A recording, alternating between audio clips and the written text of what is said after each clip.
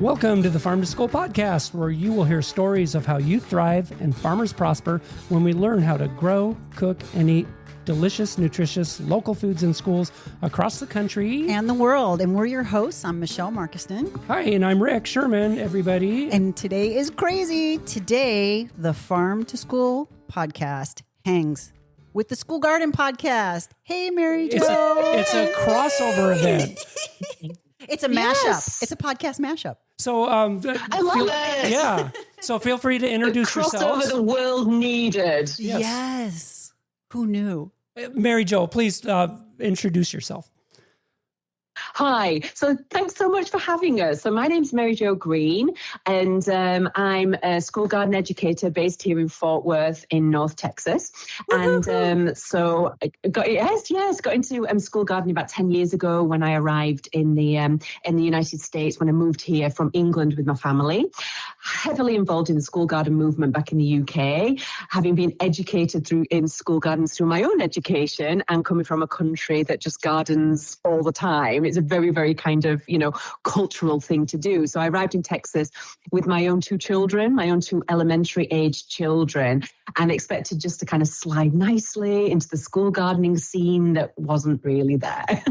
So that kind of starts my journey into school gardening here in Fort Worth. So then I've kind of in about 2017, so about eight years ago now, actually started Made Greene School Garden Services, which was a little business put together to help schools with their school gardens, be it from building them, be it from using them, be it from kind of rebuilding gardens that were once there before, but anything school gardens, that's where you can find me and us. Well, and I love your last name, how it's tailor-made for school garden, Made Greene and Mary Jo Greene. That works well. Exactly. So it's so funny. The kids always laugh about it when we teach them, and I just say, well, Mrs. Greene spent many a year searching for the right man because he had to have the right name.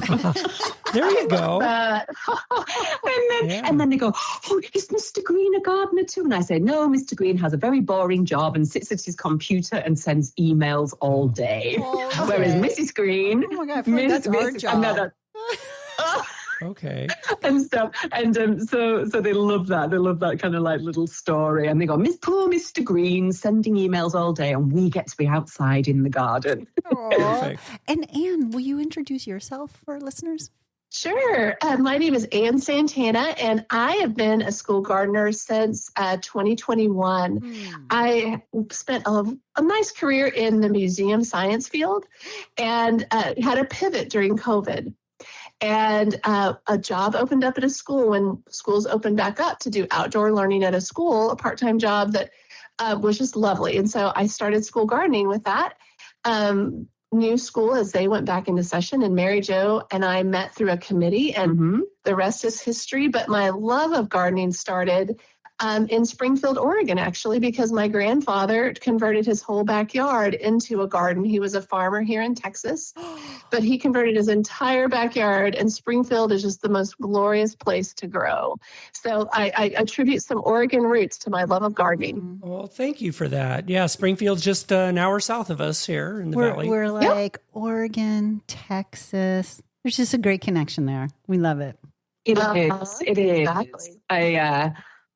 I kind of feel quite a kinship with kind of Oregon, really. I think it's got a really similar kind of British kind of weather and, the greenery and things like that. I really do. I kind of feel that might be a little spiritual home at some point for me. I don't know. Yeah. Actually, we have super nice summers. We don't like to let that get out because we're jealous. We're jealous of it. But now around, I don't know, mid-October or Halloween time, it's like a switch gets thrown and it's going to be gray and drizzly for 10 months.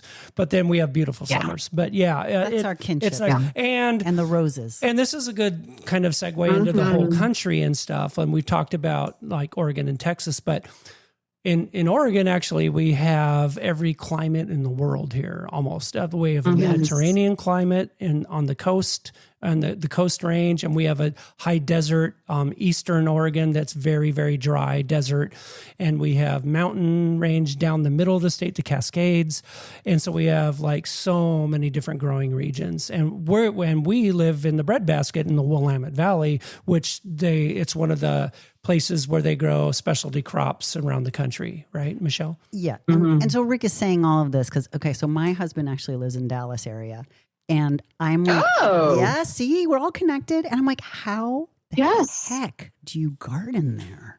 Like, what do people, what do you grow there in school gardens? It's wonderful. Yes. Our fall to winter to spring gardens are flourishing. We can do broccolis now. We've got carrots and we've got beets. We do potatoes in February. They're ready in May. So we grow really well from fall through spring. Yeah. So the growing seasons here fall perfectly into the school timetable, into the school schedule. By the time school gets back in August and it starts to cool down a little bit September, we go into this glorious fall season, which fits perfectly into the kind of semesters that we have, Then during the winter, we start potatoes and onions. That's kind of January, February time. Yes. And then we can go into the spring gardening, a shorter kind of season, if you like, kind of shorter grown things. Or if schools are prepared and they're able to, then that kind of takes them nicely into planting right the way through to the summer, bringing it back to fall again when the schools go back. So weirdly, yes, it's as hot as like, oh my gosh. Sometimes they're like, what's the place? There are no words. There are no words. But actually, the way that the school sessions falls fits perfectly with the 2 seasons, even 3 growing seasons, I'd say, that we have here. So actually, no excuse. So are you planting peas then in August when the kids go back to school? Okay. We had 2 weeks ago, we had kids design trellises with straws. The next group of kids the next week built them, and the kids planted peas. And they're coming up nicely. So we get this cute, gorgeous thing where peas, do really well in more colder kind of temperatures, and then the beans like the hot. So we can do both here really easily and quite prolifically too. So I mean, really, it's just, everybody thinks like, everything just automatically goes so hot, but you're like, actually, it's gardeners know. It's gardeners know. Gardeners know. I'll tell you who knows the most. Kids know. They just have this intuition, don't they, for kind of like falling temperatures and being outside. They're the ones. They're the real barometers for us, I feel. So no excuse. Well, and not only that, I think it's, even if they don't know, it's okay to fail. Like like so many adults are afraid of gardening, where the kids have no fear. They're just like, let's do this, and so it's great to get them at an early age, right? Totally. And I think it's one, and Anne and I we hold our hands up all the time and say we fail a lot, because like everywhere in the weather's weird, and we are, growing in the elements and in a school where watering isn't necessarily as available or, working as whatever. So there's a lot of variables that can lead to it failing, but also stuff fails. And one of the benefits we find is really that resilience and actually getting children to not cope with it, but just kind of like learn to roll with the disappointments, and it's great, isn't it? It is. So are you doing mostly raised beds then? In Texas, we do tend to do raised beds. Okay, the soil is like really sand. clay. I can't. Okay, I just couldn't It's even tell. Clay. It's in our area. Okay, it's up here. It's clayey. It's very claggy and heavy, isn't it? Okay, Baked. so you're doing mostly raised beds. Okay. So you have to make your own soil, do a lot of composting, things like that. Sorry, this is the Michelle Learns How to Garden in Texas podcast. Right. But and also just... And the raised bed element as well is that we really work kind of very sympathetically. We work very closely with the school districts, and the school districts like it when we do raised beds, sometimes we'll do in-ground if it's kind of prepped, in certain circumstances, but usually the operations departments that we work in much prefer raised beds, so we kind of do that. Mm-hmm. So we all share a love of gardening and food and gardening with kids and podcasting. Podcasting. Tell us about your... Tell us about your journey towards that. How'd you get into it? How's it going? Yeah, so fun. Honestly, it's so great. So we only started in January this year, which is January 2025 for anybody listening to this in the future. And and it was, so the way that our jobs work is that, well, the way that I do is that I partner with quite a lot of organizations. So Made Greene and supports maybe about 30 school garden campuses through a variety of partnerships with different organizations and schools and school districts. So we support maybe over 150 school garden educators directly, and that's just becoming more and more and more. And it's just, we just wanted to be able to them to get information more readily. And, it was just another method and another means to get some information across. Quite a few of the teachers have suggested, hey, you guys should do something like, not necessarily, it was a podcast. Some people have suggested that we do like TikTok videos or we do something like that, So really, but Anne and I, we just really liked the thought of the podcast, didn't we, Anne? I really did, because so often the teachers we work with, we might work with them in February and they're not going to plant something till March or April. Yeah. And if we do a podcast episode on it, they can listen to that on their way to school in the car and have everything ready to go. And it's when they need it. And so it gives us a way to archive the ideas and the things we share over time, but it also makes it readily available to them for their needs and not on our schedule, but it's on their schedule. Yeah, it is. And it's been so well received, which is kind of an endorsement to us, really. But also, Anne and I just really like to catch up. I know. You two, right? You can totally tell that you two love a good get together and a good chatter. And it's one we get to do. Not only get that, to do this inside. Not only that, but like I always tell the story, and there's many reasons why we started our podcast. But one of them was like, there at the time there wasn't any farm to school podcasts, and I wanted to listen to one, and so I wanted to interview amazing people and get them on our show and start the ball rolling for us. But hey, I did notice, like I found you guys. I think you just showed up on one of my listservs or feeds, and I was like pleasantly surprised. So I know of 4 so far. And did you know, what the most popular kind of podcast is? Can you make a guess what that is? And it's not school garden podcast. What genre? Genre? Yeah. Is it true? I'm going to say true crime. Bing, ding, ding. Okay. And do you know how many there are? There's 23,000 of podcasts for true crime. I just Googled it. Oh my God. Could you imagine? Oh my God. So Google's never wrong. So I'm going to go with that. So my point is, when I heard, first of all, there's another farm to school podcast. There's the New England Farm to School podcast. And we were going to have them on the show with you today and talk to you all at the same time, but they had a conflict. We'll do a separate show with them.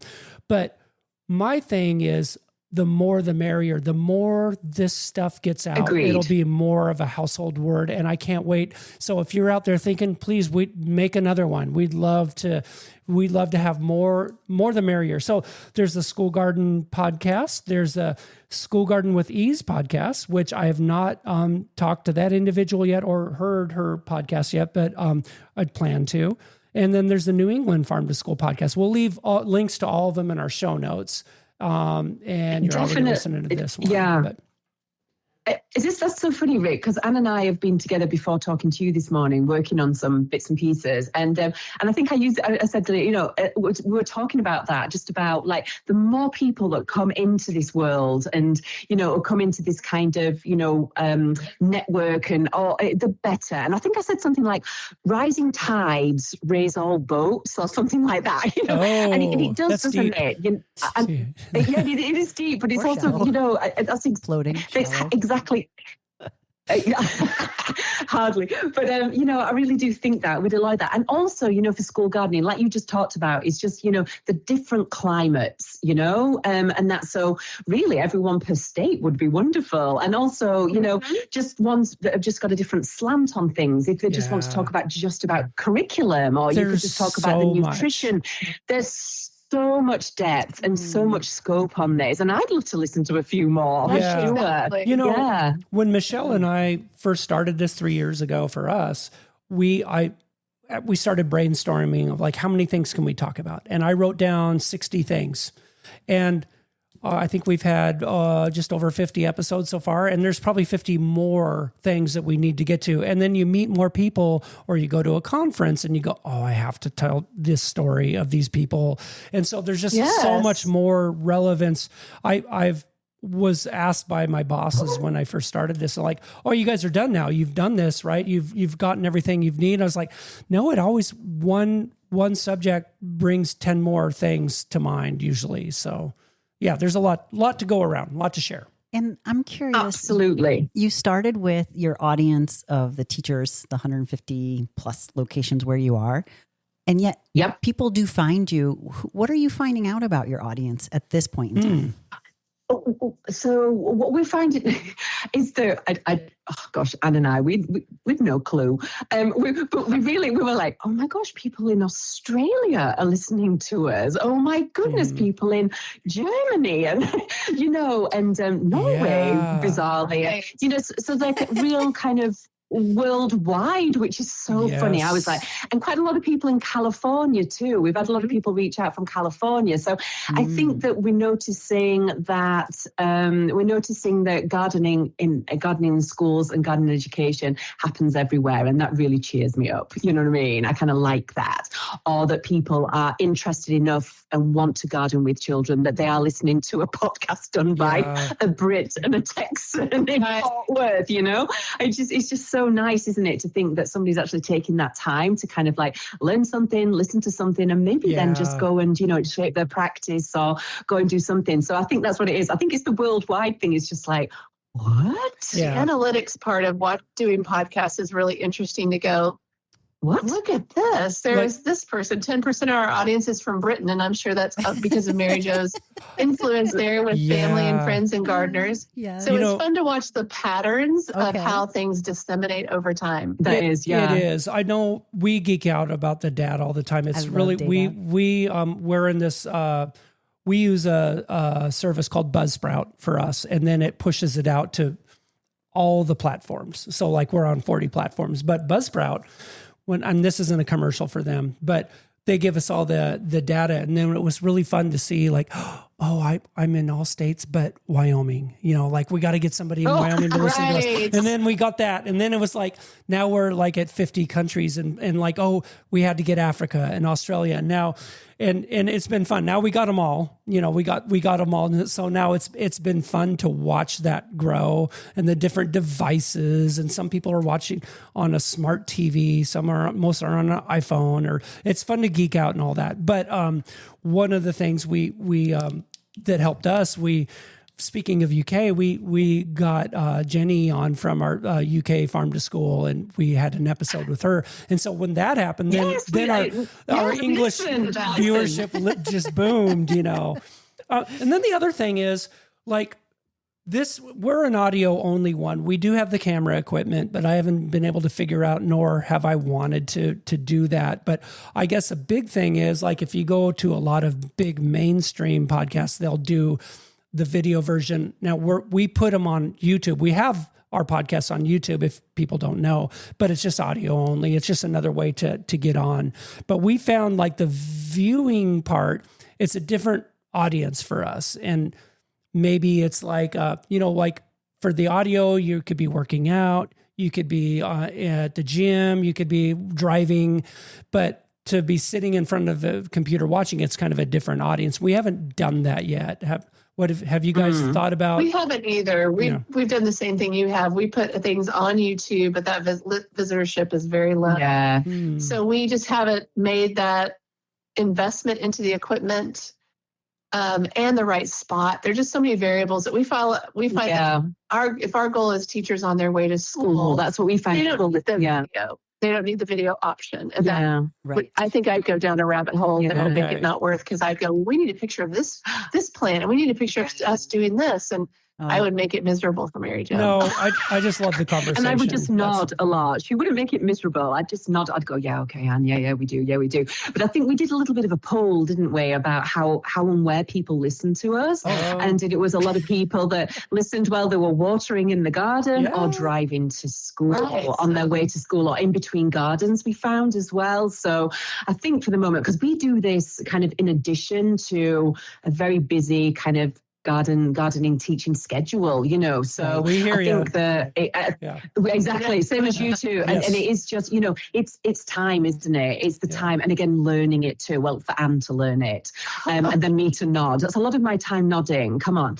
And as well. So yeah, but I think, we're happy to organically come across these things. You know what I mean? We don't have lofty goals of any of that, do we? But as long as people are enjoying and listening and we are somewhat helping, I think long may it continue.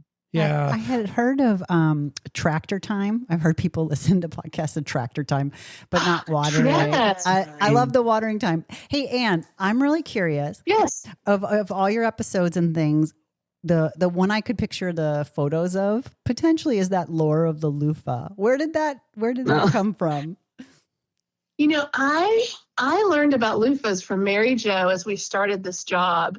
And she's like, you've got to grow a loofah. And I'm like, I don't even know what that is. Can you tell our listeners what it is? Well, it's the sponge that you wash. You can use in the shower. You can use in the kitchen. Exfoliate with, right?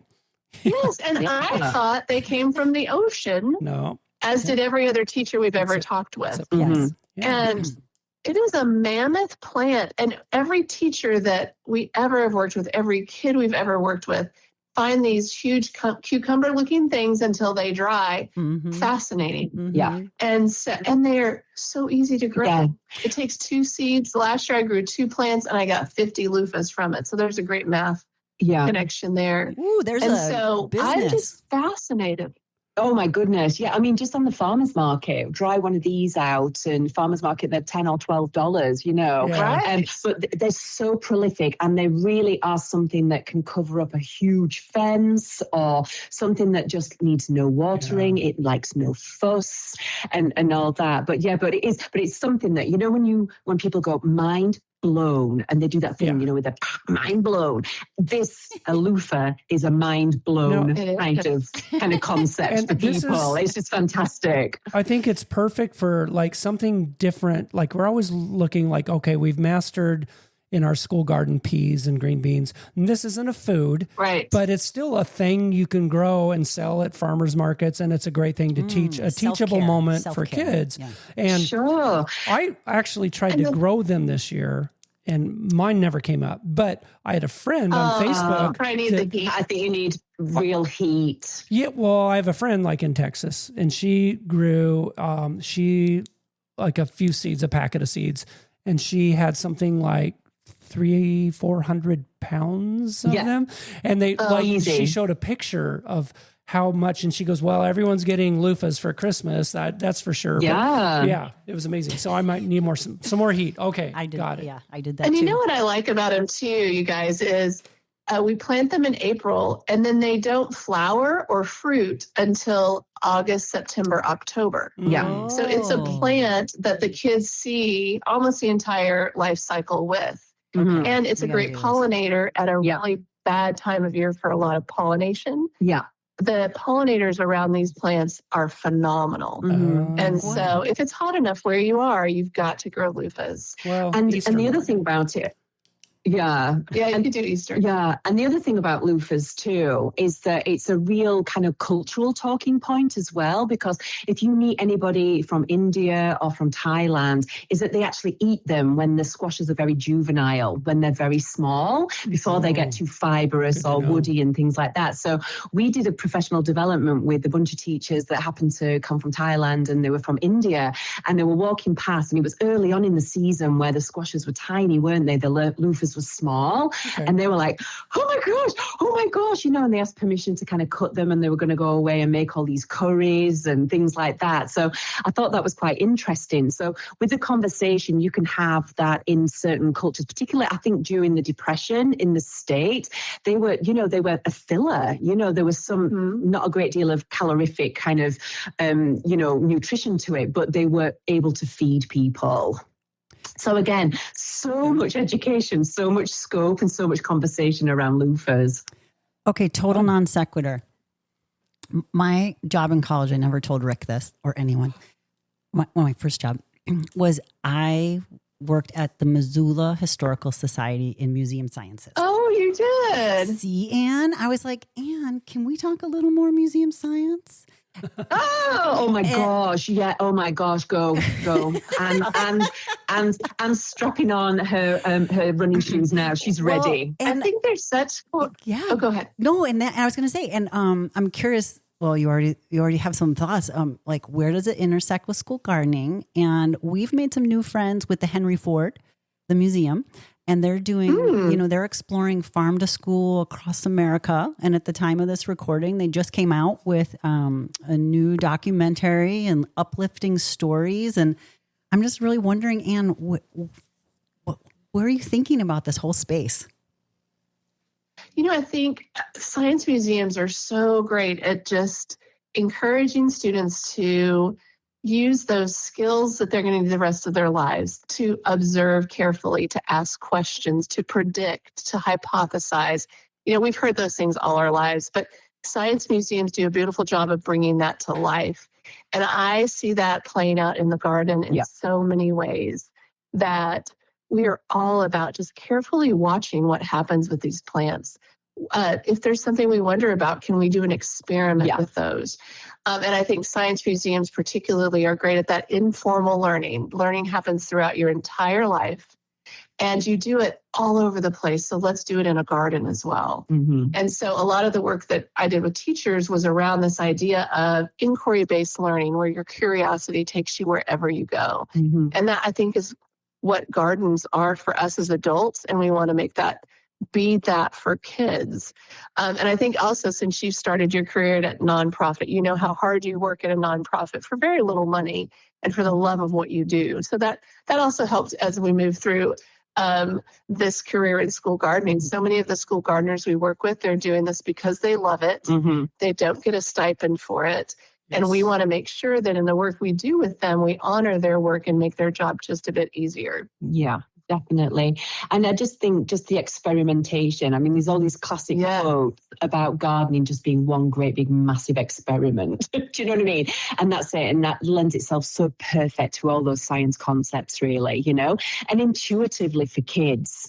Kids are intuitive scientists. They're natural scientists. So the garden is just the most perfect laboratory for that to carry on. It sounds so amazing. Follow your curiosity and engaging teachers. But what does that actually look like? I mean, how do they operationalize it and put those big ideas and juicy concepts into practice? What's lovely about being a school gardener is you get to take the kids out of their classroom, so their teachers don't have the pressure to meet a certain standard or to make sure this 45-minute lesson looks like all the others. So operationally, it's really great to physically take them out of their classroom. Mm-hmm. And even doing that is sometimes a big barrier. And to create just a quick 45-minute experience where they go from the beginning to the end. For example, we might have a day where we go through sieve our compost. And some kids are sieving compost, and other kids are taking that compost and sprinkling it on plants. Where they're doing the actual work in a garden, but it fits in this nice little package of time. Mm-hmm. And we have the great freedom to go, in this package of time, I want to teach them this. Mm-hmm. Because we're really free from a lot of the curriculum expectations. Mm-hmm. So operationally, I usually go outside, I break my kids into 3 teams, and I have 3 mini activities that go along with our theme for the day, and they move through those experiences. And I try to have one of those stations be, you may be a gardener and go look for what is interesting to you. Mm-hmm. And then the other 2 stations are more focused on sieve this compost, put this compost here. So that's one way I operationalize that. Did that kind of hit what you wanted, Michelle, or hit what you were thinking? Absolutely. I just wanted to bring it to life for all of us. What does this look like? Sure. And then, and the other side of that too is that, more often than not, we're just given the freedom to go out there, and the teachers and the administration trust us and our practice that we will be hitting a lot of learning, but maybe there are some teachers that are maybe struggling with some things in the classroom. Area perimeter is always one, isn't it, Anne? Yeah. In math, 4th grade, 3rd grade, they always really struggle with it. And we can really, really get some hands-on kind of exercises and activities around them, measuring the raised beds, looking at the area for that, the depth, capacity, that kind of stuff, without them even really knowing that that's the math that they do inside, right. And them not even kind of putting the connection together. So as much as we really love just the freedom of being out there, we do kind of liaise quite closely with the teachers and say, hey, is there anything that you'd like us to concentrate on? Anything that anything we can journal about, anything that you've done that the kids have sparked their curiosity this week that we can maybe look at outside too. So it is that relationship. And we really enjoy it as well. And quite a lot of our schools, the classroom teacher will come out with the students. Some schools we don't. We're just taking the kids out. Some schools the teachers are coming with them. And really, we feel, because we arrive with everything. Everything's organized. All the materials are there. And the student becomes the teacher becomes the student as well, because we find that a lot of teachers are a little bit, not embarrassed, but a little bit conscious that they don't know gardening or this outdoor learning kind of processes and things like that, because they haven't been trained like that. The training is all about keeping kids inside. So it's a wonderful opportunity for us to kind of pour into their professional development, really, and helping them develop just a few extra things to pop in their teaching toolkit, So yeah, we are very lucky in how we're able to kind of go about gardening with kids. I do have a funny addition. We did area and perimeter yesterday with a group of 5th graders. Did you? And I had them do it with centimeters. Oh, not a good idea. Too many numbers. But there was one boy that was able to get like 667,000 centimeters. And I pulled out my calculator and he was right. And I thought, math genius. All right, we need to learn our lesson, but we learned about centimeters that day. So, wow, yeah, will not do centimeters. Which is a good point. Funny story. This is really funny because this is like last week. I had a conversation with a kid, and it was about the metric versus the imperial. The feet and inches versus the centimeters and meters. Classic argument. And in the end, it's a classic argument that I will stand by till the end of time. Let me tell you, as metric, the math that makes sense. And this kid was going, what? Anyway, we had this big kind of argument about it. It was quite interesting. But yeah, so I know I've had to learn. Well, that's embarrassing. 5'8". I know. And math. What? And math is, math, science, even writing and art. We even had goat poetry. Yeah, journaling. One thing we're seeing more of is social emotional learning related to food production. And I'm just curious what your all experiences are. I know at one particular campus I work with, the school counselor, I bet almost weekly, I see him in the garden walking with students, or the students will come up to me and say, oh, I went to the garden with Mr. Beaupre and we looked at the blank. And so I notice, and I think at Alice Carlson as well, another school we work with, that the counselors recognize that power of an outdoor quiet space that becomes their own, I think is really important. It's an incredibly neutral space, isn't it? It's not the principal's office. It's not your classroom. It's not the hallways, those kind of, defined areas within a school. Out you go into that space. kids and students feel a real sense of ownership once they've done a couple of lessons in a garden too, and I think it's a place where people can talk. And we're finding that, the school district where we work in the most, they've added another 20 minutes to the day this year. The day is getting longer and longer. The recesses and opportunities to be outside are shorter and shorter, so taking kids outside, even for gardening, just to take a book outside and read it, it is genuinely really, about that sense of well-being and, just giving some kids some daylight, fresh air, and just the opportunity to see the sky. I think that's really important. And especially we've been talking about a school garden and actually the physical thing of gardening and can be intimidating for some people. But like you're saying, if you just get out there and do all the things we're talking about, we've had that happen so much in some schools where it's transformed a school. Once they get to that, it's kind of a mind change of just do what you're doing in the classroom, but do it out there. You could do your journaling, you could do your reading.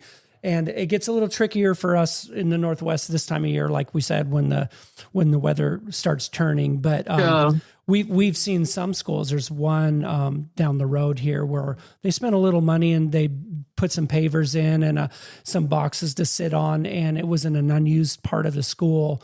And now the classrooms are clamoring to get out there. They have a sign up, and the garden is used every bit of the day by classrooms. So fun. Yeah. Well, I think, go ahead. Sorry. No, sorry, just along those lines too. I think that, we've been doing this for kind of like 8 years now, haven't we, Anne, really? And, and I think we're getting more and more into the kind of the professional development of the teacher, and it is really about, making them feel confident about taking a group of students outside, because that's very scary. When all they're told is keep kids safe, we lock these doors, we do this, and then asking them to take a bunch of kids outside, it's kind of a lot for them. It's kind of a frightening prospect. So we do a lot of training around that and keeping it simple. Like you say, just go and take a walk around there for 10 minutes. You don't have to go out with a fully fledged 45-minute lesson, but just start to, build that space into your school day, And that's it. And like you say, before you know it, it's the busiest place in school. Exactly. That's our hope. And on that note, how about we all go get outside? We appreciate everyone for listening, and we appreciate you too for being on the podcast. But yeah, we gotta get out and harvest some persimmons, actually. Yeah, thank you so much. And we just want to say that myself and Anne, we are. This is our first week.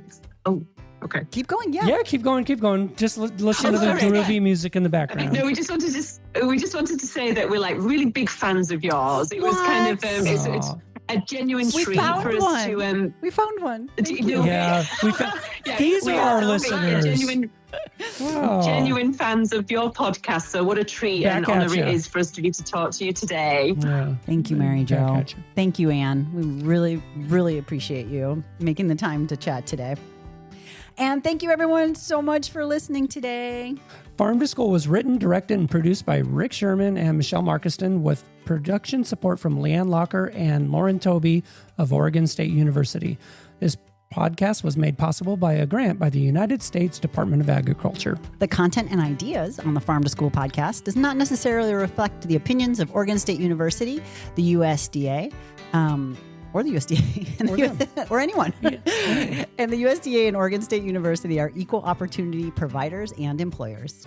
Do you want to learn more about Farm to School? Of course. Check out, yes, we always say that. Of course we do. Check out other episodes, show notes, contact information, and much more by searching Farm to School Podcast, OSU.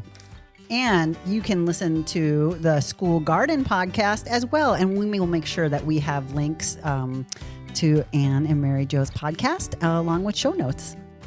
And thanks, everybody. Stop by the website that we just mentioned to say hello and give us an idea for a future podcast. And we'll see you next time. Yeah, thank you both so much. Thanks, Anne and Mary Jo. Thanks, guys. Happy growing.